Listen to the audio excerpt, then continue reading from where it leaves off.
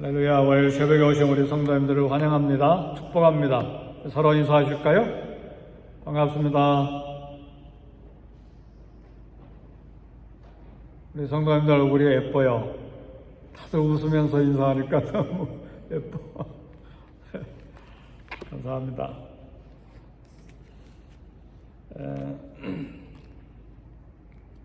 어두움을 생각할 때 LA에서는 깜깜한 먹구름을 잘 보기가 어려워요. 그죠? 네. 근데 한국에서나 비가 늘 많이 오는 브라질에서나 이렇게 보면 그야말로 새까만 구름이 하늘을 뒤덮을 때는 대낮인데도 깜깜해요. 정말 어두워요. 얼마나 시커먼 구름이. 그래서 비가 한번 쏟아지면요, 차들 운전하면 안 돼요. 고속도로 가다가도 멈춰 서 있어야 돼요. 그리고 그렇게 한두 시간 비가 오면 자동차도 둥둥 떠요, 물에. 이번에 한국에서도 그랬잖아요. 자동차가 막 물에 떠버리잖아요. 근데 옛날 같으면 아스팔트가 없기 때문에 그냥 물이 땅속으로 다 들어가고 이렇게 빠져나가는데, 모두 다 막 길이고 뭐고 다 시멘트로 발라가지고 물도 잘 빠지지도 않고 그래요. 근데 깜깜한 구름, 먹구름, 막 그야말로 온 세상이 어둡죠. 근데 이것보다 더 깜깜한 게 빛이 없는 동굴입니다. 동굴 들어가 보셨잖아요? 네. 근데 요즘은 많이 개발을 해서 곳곳마다 전등불을 비춰놨기 때문에 우리 동굴을 1km든 2km든 들어가서 구경하는 것이, 그거 딱 끄면 손가락 이렇게 눈앞에 갖다 놔도 안 보일 정도로 새카마죠. 안 보이죠? 네, 전기가 없었던 옛날 우리 시골에도 골목에 나오면 정말 달빛이 있는 날은 괜찮지만 동네 가로등도 없는 그런 시대에 깜깜하죠. 밖에 나가기가 무섭죠. 그렇게 깜깜하니까. 네, 오늘은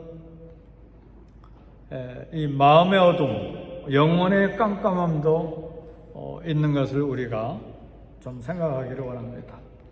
에베소서 5장 8절에 보니까 너희가 전에는 어둠이더니 이제는 주 안에서 빛이라 그랬습니다. 예수 믿지 않고 살 때 우리는 어둠이었습니다. 영적인 깜깜함이죠. 예수 안 믿는 사람은 지금도 영적인 어둠 속에 있어서 깜깜한 세계에서 사는지를 몰라요. 영적인 생명에 대해서 모르기 때문에. 그래서 예수 믿지 않고 살 때 우리는 어둠이었습니다. 왜냐하면 죄의 동굴에서 갇혀서 살기 때문에, 죄의 동굴은 깜깜한 어둠이기 때문에 출구를 몰라요. 이 죄를 어떻게 다룰 줄을 몰라요. 양심의 가책도 없으니까요. 물론 예수 믿지 않아도 도덕적인 윤리적인 양심이 있어서 그런 부분들을 처리하는 사람들도 있지만, 그렇지 않냐는 예수 안 믿는 사람들은 죄 다룰 줄 모릅니다. 무작정 달려가는 거죠. 죄를 안고 달려가고 죄를 휘둘리면서 달려가고, 그래서 결국은 남을 해하기도 하고 자기를 해하기도 하고, 그 다음에 낭떠러지기인데 막 그냥 떨어져 버리잖아요. 그게 사망이죠. 그래서 죄의 동굴에서 갇혀서 출구를 찾을 수 없는 절망적인 상태가 예수 믿지 않냐고 살 때입니다. 도덕적으로 윤리적으로 선하다고 할 그런 사람이라도 예수 믿지 않냐면 결국은 어두움의 세계에 떨어지기 때문에 절망적인 상태입니다. 네, 그것을 고칠 능력도 없고 또 변화되지도 않고 변화시킬 수도 없는 것이 영적인 어두움인데 전에는 너희가 어두움이더니 우리가 그랬다 그 말이에요. 예수님을 믿지 아니할 때가 그런 사람이었다. 그런데 이제는 주 안에서 빛이라 그랬습니다. 예수님께서 오셔서 우리 영혼의 어두움을 꿰뚫어 주신 거예요. 내가 곧 길이요 진리요 생명이니. 아멘 할렐루야. 그러니까 사랑하는 성도 여러분, 이 새벽에 엄청난 말씀이 선포되고 있는데 길이요. 근데 영어에 the way예요. the way가 나오면요 다른 길이 없어요. 유일한 길이에요. the life, 유일한 생명이에요. the truth, 유일한 진리예요. 그러니까 세상에 있는 모든 철학 막 수십만 권을 읽어도 예수님만이 유일한 진리입니다. 뭐 아리스토텔레스, 소크라테스, 뭐 토인비, 뭐 요즘에 뭐 무슨 뭐 여러 학자들 있잖아요. 미래 점성학자들도 있고 그러잖아요. 근데 수백만 권 책을 읽어도 다 내려놔야 돼요. 예수님만이 유일한 진리고, 예수님만이 유일한 생명이고, 예수님만이 유일한 길입니다. 그러니까 예수님을 따라가면, 예수님을 믿으면 아버지께로 간다 그 말이에요. 그 말은 영원한 생명을 얻는다는 말이에요. 그리고 그 길이 유일하게 영생의 길로 들어가는 거예요. 사랑하는 성도 여러분, 책을 1000권, 10,000권 썼어도 예수님 모르면 뭐합니까? 지옥 가는 것이죠. 10만 불, 100만 불, 1000만 불 재산 자랑하면 뭐합니까? 7, 80년 쓰다가 지옥 가는 것이죠.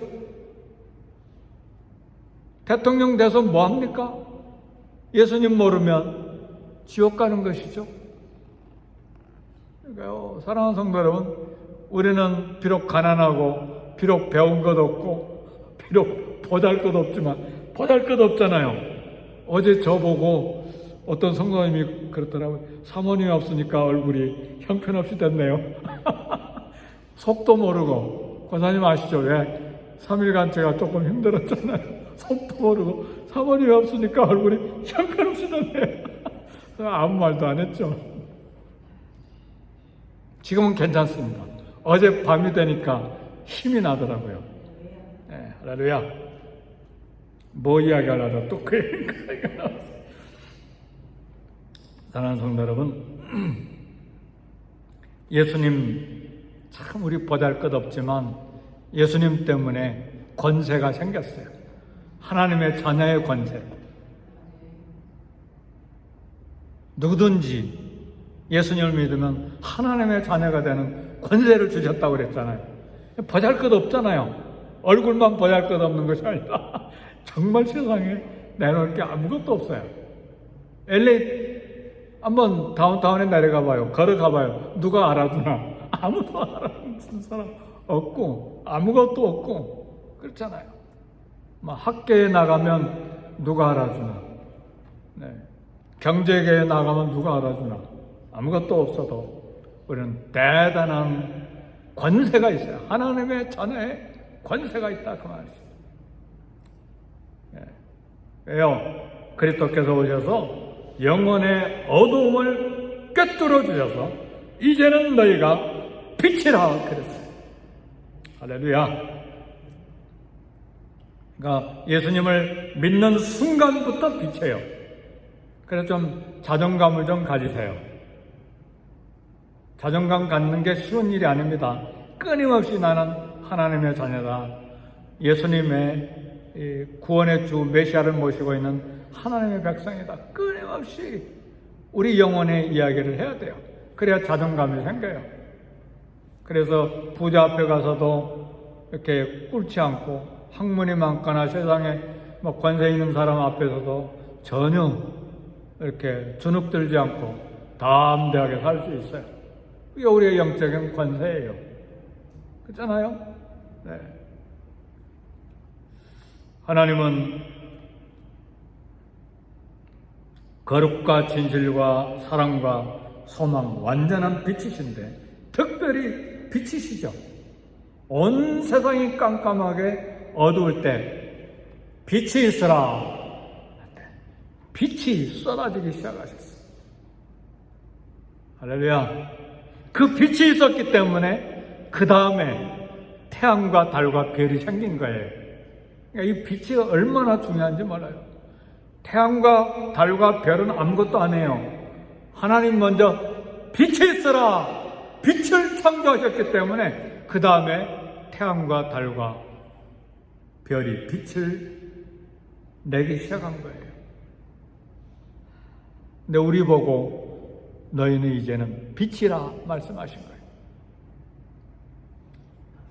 우리 그리스도인들은 빛이라고 했을 때 무슨 빛인가? 그 하나님의 빛을 반사하는 반사체입니다. 하나님은 발광체, 저와 여러분은 예수님의 빛을 반사해서 빛을 내는 반사체예요.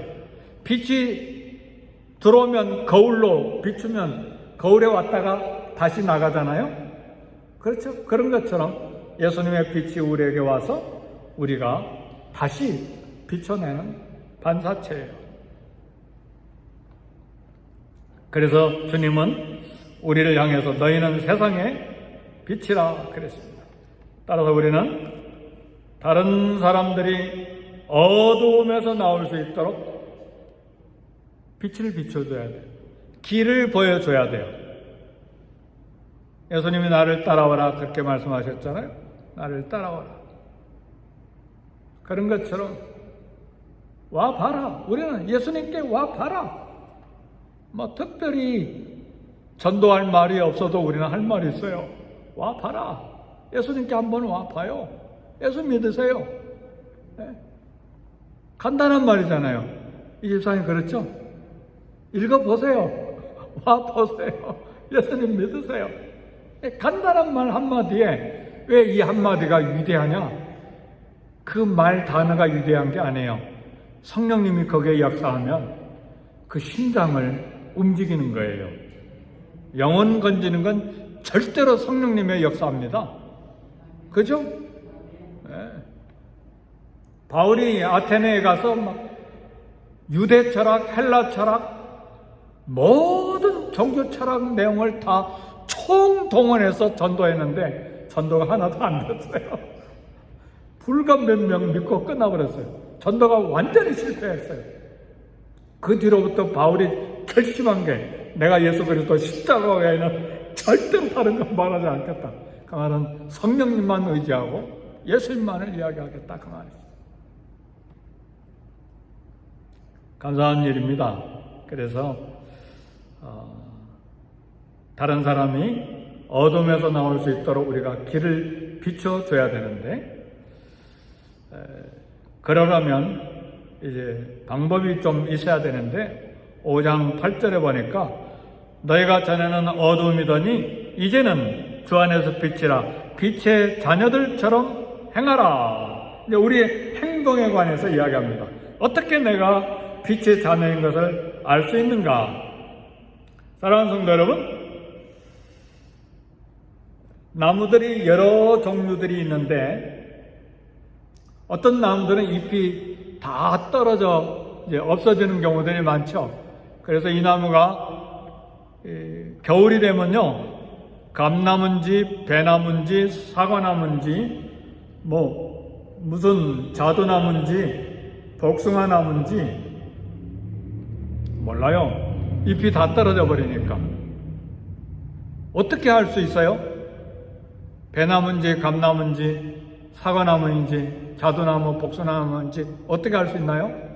열매를 볼 때 아 이게 사과나무였구나, 아 이게 배나무였구나, 열매를 보고 알 수가 있어요. 내가 어떻게 빛의 자녀인 걸 알 수 있는가? 열매를 봐야 돼요. 그래서 5장 9절에 이렇게 이야기합니다.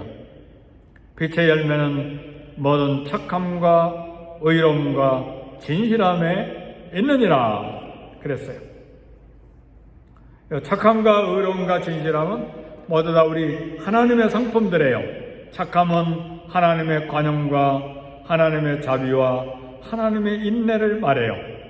하나님은 죄인된 우리를 위해서 그 자비를 보여주시고 긍휼을 보여주시고 인내로 선하심을 보여주셨어요.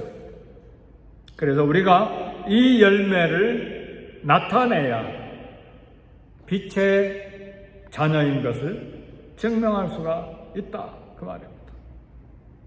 의로움, 전혀 그릇 행함이 없는 하나님의 공의를 말해요.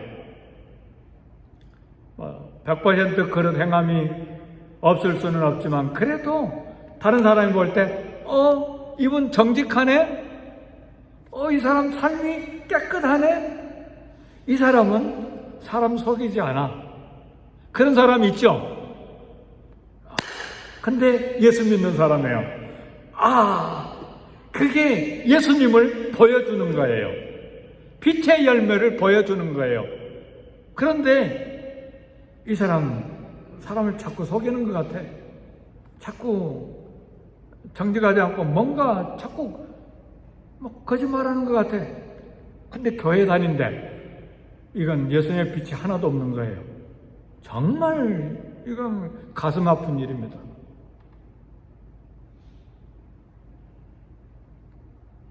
우리는 의로움을 드러내야 합니다.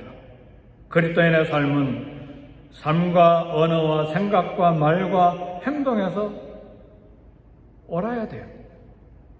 그래서 우리는 남편이든 아내든 우리 자녀들이든 손자든 손녀든 그런 것이 보일 때 마음이 찢어져야 돼요. 그리고 고민해야 돼요. 그리고 이 문제를 어떻게 해결해야 될지 울어야 돼요. 나중에 크면 되겠지? 안 해요. 3살 버릇 8까지 그런 말이 입에 붙었네요. 그 말이 저절로 나오네요. 3살 버릇 80까지 간다고 그러잖아요. 80이 80세네요. 이제 처음 알았네. 3살 버릇이 80까지 80세까지 간다는 말은 안 고쳐주지 않으면 그렇게 가버린다 그 말이에요. 우리 생활 습관이요 참 질겨요. 예수 믿어도 안 바꿔지는 것이 얼마나 많아요. 그래서 우리는 말씀을 듣고 고민해야 돼. 우리 자신을 향해서 상한 마음을 가져야 돼요. 상한 마음이라는 게 남에게 상처받아가지고 아픈 마음이 아니에요. 상한 마음, 성경에서 이야기하는 상한 마음은 통회하는 마음이에요. 회개하는 마음이에요. 그 마음을 하나님이 기뻐하신다고 그랬어요. 그걸 보고 견딜 수 없어 해야 돼요. 남이 하는 건 어쩔 수 없죠. 그러나 적어도 내 남편, 내 아내, 내 자식, 내 손자, 손녀는 이야기할 수 있잖아요. 남은 함부로 못하죠. 그렇잖아요. 그러나 나 자신과 우리 가족에 대해서는 이야기를 해야죠. 그래서 진실함, 거짓, 속임, 위선, 어둠이 없는 하나님의 성품을 나타낼 때 빛의 자녀로서 열매를 맺는 것입니다. 이것이 우리의 특징이 되어야 됩니다. 모든 착함, 모든 의로움, 모든 진실함이란 모든이라는 말이 앞에 있잖아요. 계속해서 나타나야 된다 그 말이죠. 그래서 우리 인격에 정착이 되고 그것이 우리의 성품이 돼야 되고 우리의 삶에 자연스럽게 나와야 돼요. 그래서 혹시라도 거짓말하면 얼굴이 빨개져야 돼요. 거짓말하면 얼굴이 빨개져야 돼. 남을 속일 수가 없어야 돼. 그게 양심이에요. 근데 거짓말했는데도 아주 태연하고 평안하고 이건 무서운 사람이에요. 절대로 그런 사람 되면 안 돼. 거짓말하면 속이 두근두근두근하고 얼굴이 빨개지고 안절부절하고 나타나야 돼요. 이렇게. 그게 양심 있는 사람, 예수 믿는 사람.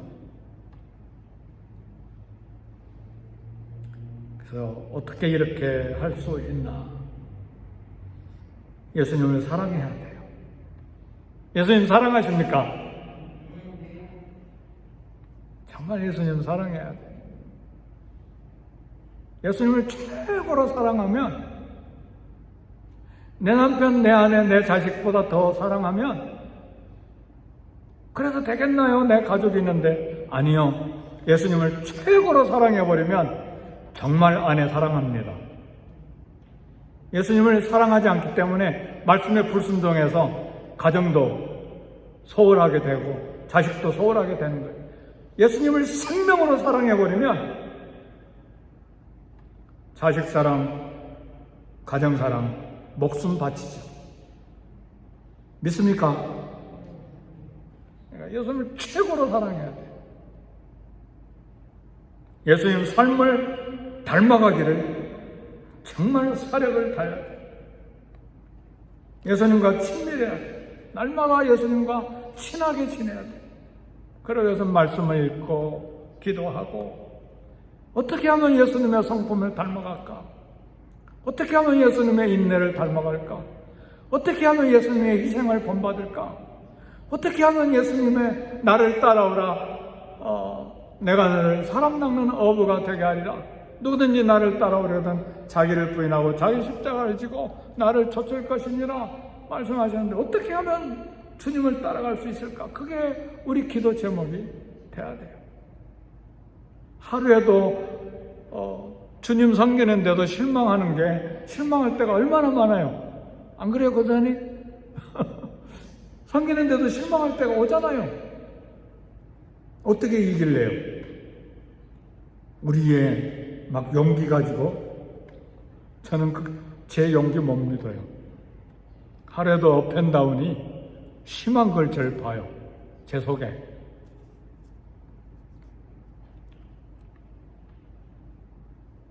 사랑하는 성도 여러분, 우리의 삶은 주님을 기쁘시게 하는 삶입니다. 오늘 9절의 마지막에 어떻게 이야기합니까? 10절에 주를 기쁘시게 할 것이 무엇인가 시험하여 보라. 우리 크리스찬의 삶은 결국은 주님을 기쁘시게 하는 삶입니다. 작은 일이든 큰 일이든 이렇게 하면 주님이 기뻐하실까? 저렇게 하면 주님이 기뻐하실까? 평생에 예수님을 사랑하고 예수님이 기뻐하시는 일을 위해서 내 삶을 드리겠습니다. 그렇게 오늘 하루도 이 땅을 살아갈 수 있기를 주의 이름으로 축복합니다. 우리 기도하겠습니다. 말씀 생각하시고 기도하실 때 빛의 열매를 맺음으로 우리 하나님을 기쁘시게 하는 삶을 오늘도 걸어갈 수 있게 해 주옵소서. 성령님이여 도와주셔서 주님을 기쁘시게 하는 평생의 삶이 되게 해 주옵소서. 그렇게 기도하시고 교회를 위해서, 교역자들을 위해서, 이엠과 KM 선데이 스쿨을 위해서 기도하시고, 이 땅을 위해 중보기도 하시고, 가정과 자녀와 일터를 위해서 기도하시고, 우크라이나 전쟁터를 위해서 기도하시고, 선교사님들을 위해서 함께 기도하겠습니다.